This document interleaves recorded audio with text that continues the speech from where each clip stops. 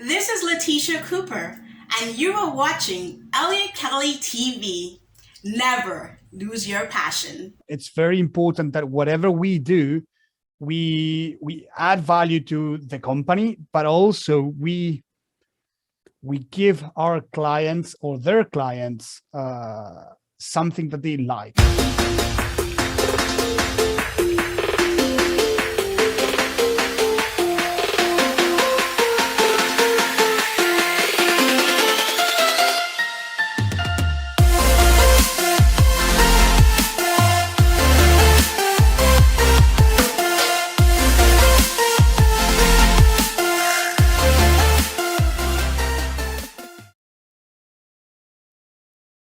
Welcome to another dynamic episode of Elliot Kelly TV. I have my guest with me today, Mr. Lucas Caneda. He is a professional rugby player. Our topic today is scaling engagement via digital and traditional marketing. Welcome to Elliot Kelly TV, Lucas.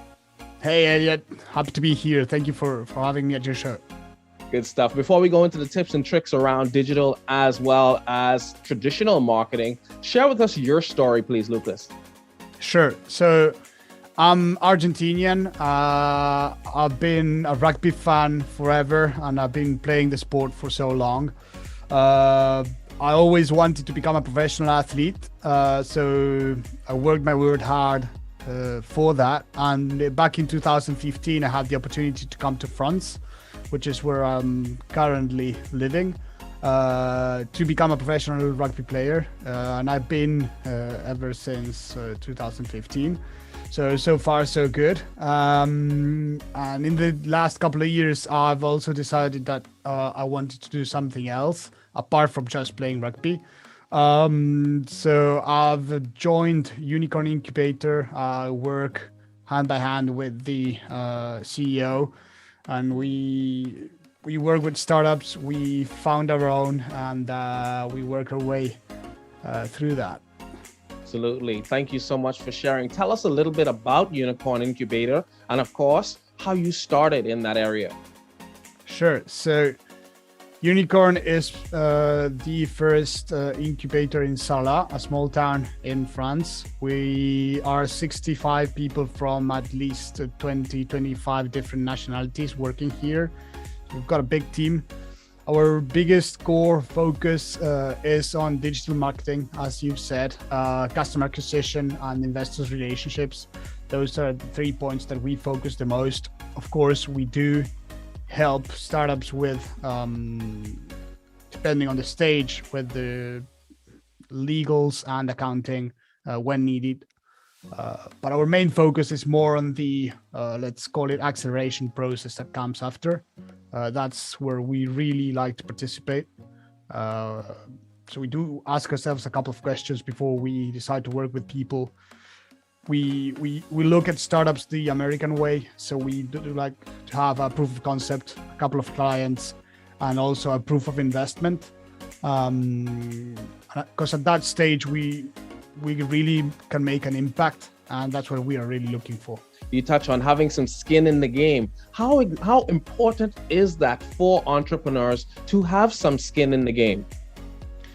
Well, I think it's crucial to success because first and foremost, if you have not been able to convince a couple of clients, how are you going to convince 1,000 or 10,000? Same with investors. If you're not able to convince someone close to you, a friend of yours, a family member, to invest in what you're doing, how can you approach an incubator, an accelerator? How can you approach a funding raise? It's very hard. So it gives you the preparation, gives you the mentality that you need for the next phase, and better do it sooner than later. And yeah, those are the things that we usually ask for whenever we're working with someone. Absolutely. Thank you for sharing. What is the greatest challenge for marketers today? I do really think about the funnel, and the way we work it is, yes, we can bring the people on the top of the funnel, but the most interesting thing is how do you take the friction away from that funnel to actually convert? And that's the main focus, in my opinion.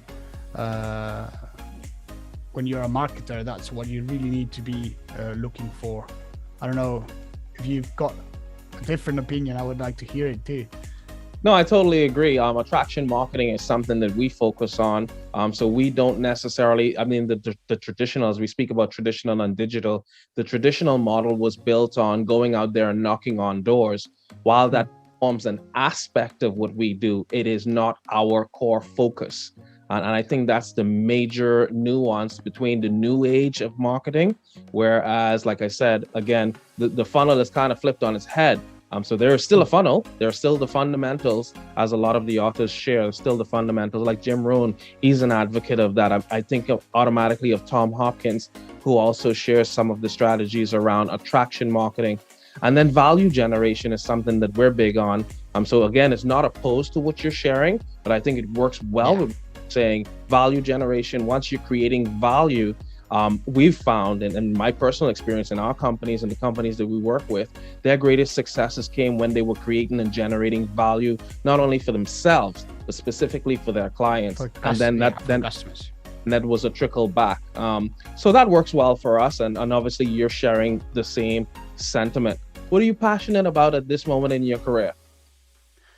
Well, the thing that I've loved the most is that I'm doing both my passions at the same time. So I keep playing professional rugby, but also I'm the director of our company, and that duality, that having to work through doing both things at the same time, wearing many hats, that's something I really love. Thank you. How will you be able to say then that there are lessons that you've learned on the rugby pitch that you are able to translate then into your business life? And if there are, share them with us, please. Yes, indeed. I think I usually speak about this, that the things that you learn through sports, especially as a team sport, you can easily translate into business, probably into life. And that's why what I like to usually make a big focus on, things like teamwork, things like motivation. It's very hard to have a big team and to keep them motivated. And there's different ways of leadership that you need to apply in order to keep them moving, to keep them interested, and to always try and get the best out of each of everyone. And one thing that I've always talked about is that everyone's different and not everyone has the same objectives, feelings, the way they think. So it's very interesting how a good leader can actually identify them and know what is it that they need to keep pushing. Some people need a hug. Let's go. I'll go with you. I'll help you out. And some people need to hear, hey, you're not doing good enough. Focus. To just, click and get them more motivated. So I think that's very interesting how good leaders can keep pulling their team into a successful, we call them clusters in here. But yeah. Thank you. Interesting that you shared that. As a teacher, as a trainer, as a coach, I totally agree with you. You would have one mentee who you'd have to give the entire booklet to, and then they can just go and run with whatever is in the book. And then there's the next person that you may have that may come back to you with a specific chapter or a specific activity that they got stuck on. And then there's someone who may just, shoot for the star right off the bat. And being a good leader, also, it makes you humble because it teaches you that you can't take that cookie cutter approach with clients, whether it's an entire business or with an individual that you're coaching. So you're absolutely right. You spoke about, Lucas, you use a key term there. My favorite word, motivation. What motivates you, Lucas? It's many things, but becoming a better person, being successful, what I call winning. I know some people take that word the wrong way, but for me, winning is achieving your objectives, and winning does not come with, at least in the business and the life side, it does not come with beating someone up. So you don't need to win, and there's no side losing. for me, winning is reaching your objectives.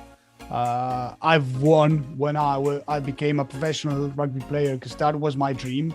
That was what I was working so hard for. And that for me is winning. And having that winning mentality, that's also another thing that I talk a lot about. The rugby attributes that you can take into business and life is that, I mean, I really hate losing, but I'm serious. And some people, get angry at me but no, I do want to win every single time, because that makes me better. That makes me improve. That makes me a step further into my objectives.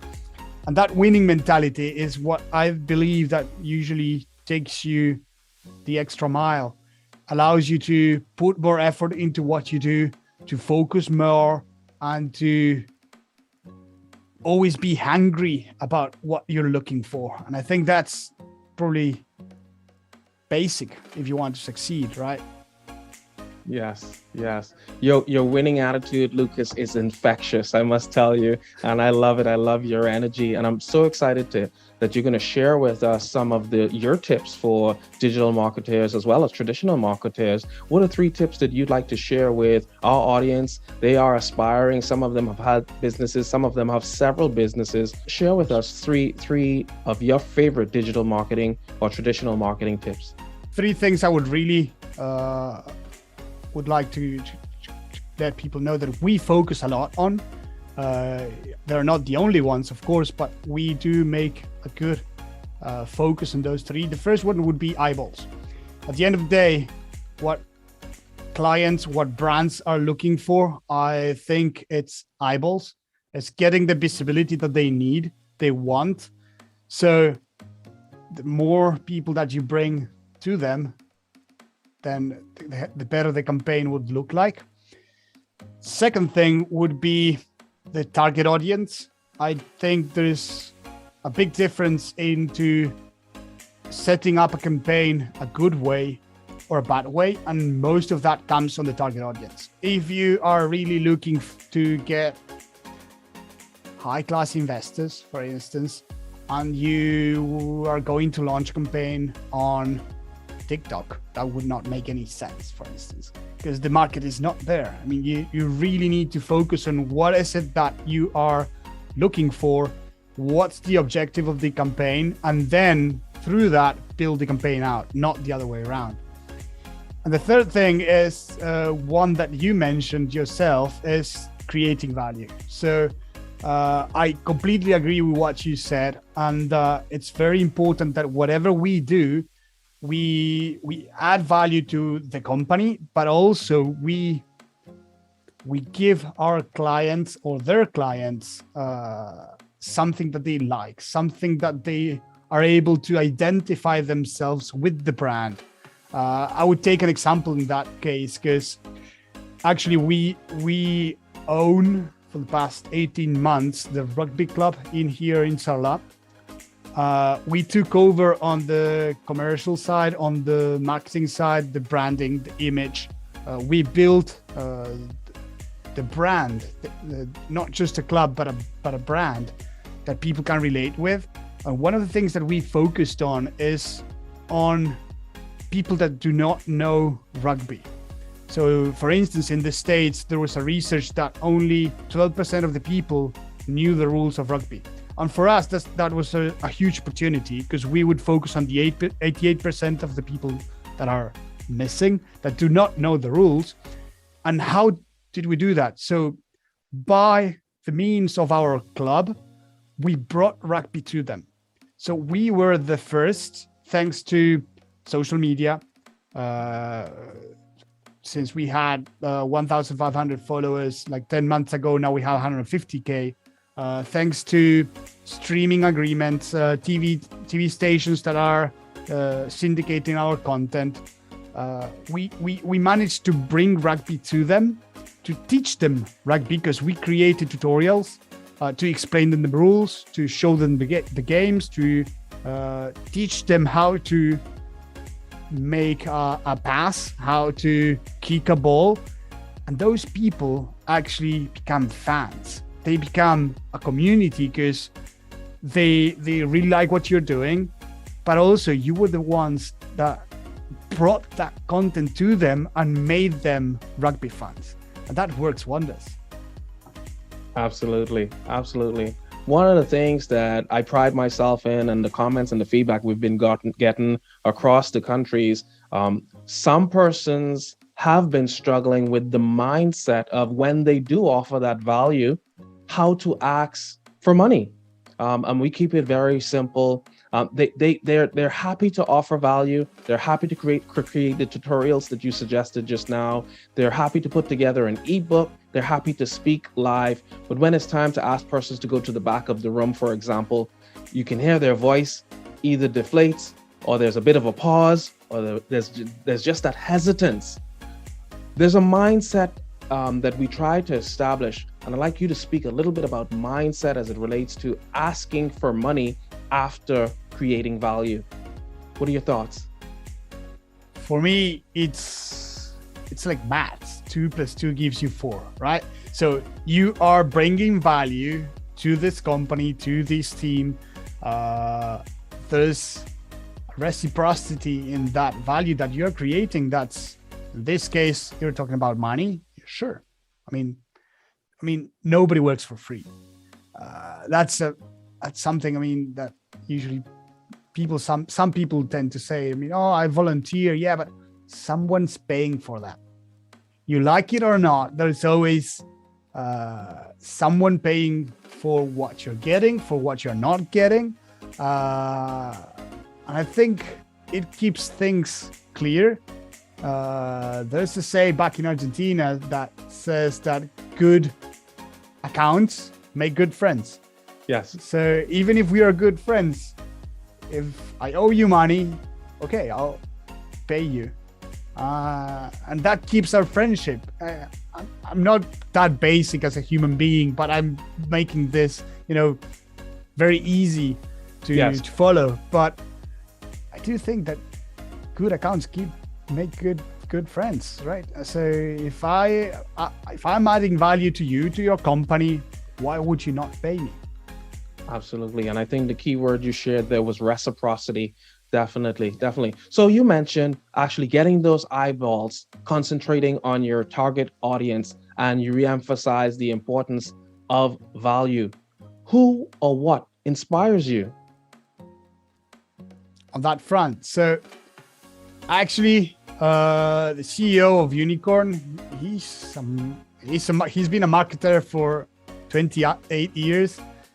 And I think he rocks, right? So he sees marketing in such a, let's call it, basic, complicated way that makes everything look so easy on paper. Of course, it's not that easy to make it happen, because if not, everyone would be doing it. But I mean, I think he is my mentor when it comes to lots of things. But on the marketing side, I would just rely on him for whatever we do. I mean, he just knows his shit better than anyone else that I know. Absolutely. We find that as a common thread amongst most successful persons. They are extremely good at what they do. And if I were to offer any advice to any of our audience, if you want to make an impression in your field, whether that is arts and craft, whether that is in sports, whether that's in engineering or any of the sciences or non-science, probably you want to write a book or you want to become a coach, aim or develop yourself. Miles Monroe said, don't strive for money, strive to become a person of value. Eliot, see, because what you've just said reminds me of one of the things that we say a lot. Have you ever heard about it's who and not how? Yes. So I think that's exactly what you just said. It's so important that whenever we look at a problem and we're trying to find a solution, it's not the question we should ask ourselves. It's not how am I going to solve this? It's who is the right person, who is the person that knows this subject the most to actually fix this. I mean, if we come back to what we were talking before, when it comes to teams, and delegating those tasks, I think it's very important to know your team very, very well so that you can actually assign or ask them to help or to actually, okay, this is what, take charge, do it because you are better than I. And accepting the fact that someone's better at doing something than yourself allows you to become a lot more effective. Is cold calling dead? What do you think, Lucas? I think it's not. I mean, it's harder than we think, but I think companies do it every single time. We still do it ourselves. Of course, the conversion rates are not that high, but what we try to do, for instance, to, let's say, solve that conversion problem is to actually, we call it be as loud as you can. So if you search for Sala Rugby today, you would find tons of articles. You would find social media. You would find press releases, radio interviews, podcasts. You would find lots of things. So if I call you cold and tell you I'm from Sala Rugby, I'm one of the sponsors, managers, I'm looking for companies that would like to get their visibility a lot higher. We've been doing this for this and that. We've got social media growing from 1,500 followers to 150K. We expect that to be double the size by the end of the season. We are building a team that's cracking everything up. We're 7-0 today because we gave ourselves the means.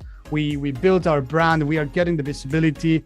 These are our target markets. We've got streaming platforms, TV stations that are taking our content and allows us to control the ads that go into that segment. We even built ourselves our own TV station, which is called salarugby.tv, and we can have you there and get you this and that. And you actually go. The first reaction would be, even while you're speaking, I would be typing and looking for Sala Rugby, first keyword that pops up into my mind. If I find nothing, I'll probably just say no thank you.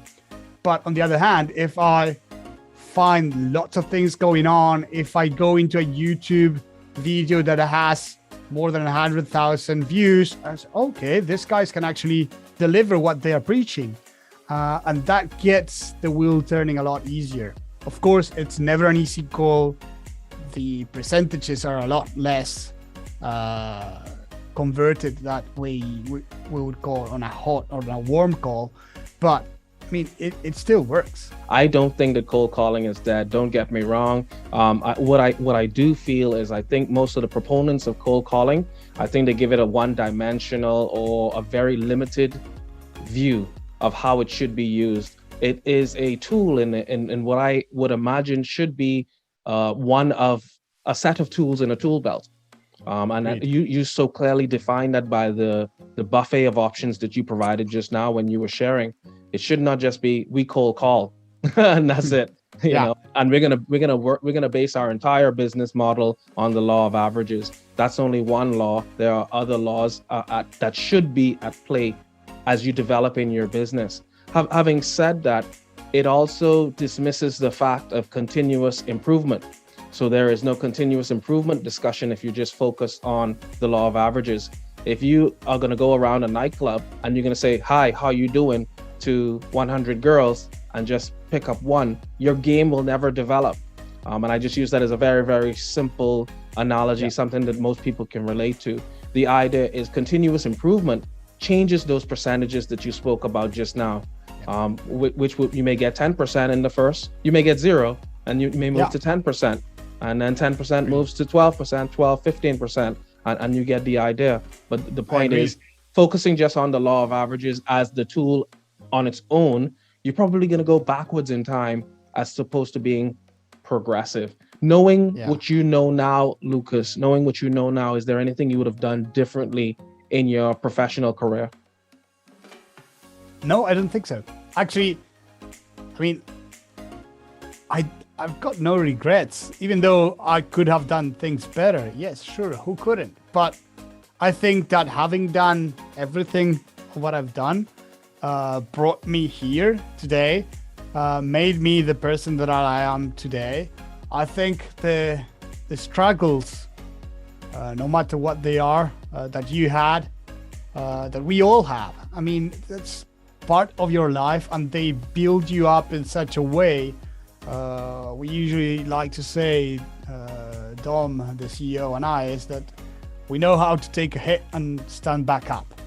Because I mean, that happened to us so many times in sports, in life, in etc. So you build yourself up on those facts, and I think that's very important to becoming the person that I am today in this case, and to keep working on that, because it's a never-ending progress, as you just mentioned, to try to become a better person, try to improve, try to get more skills, and I mean, there's so many things that we could do.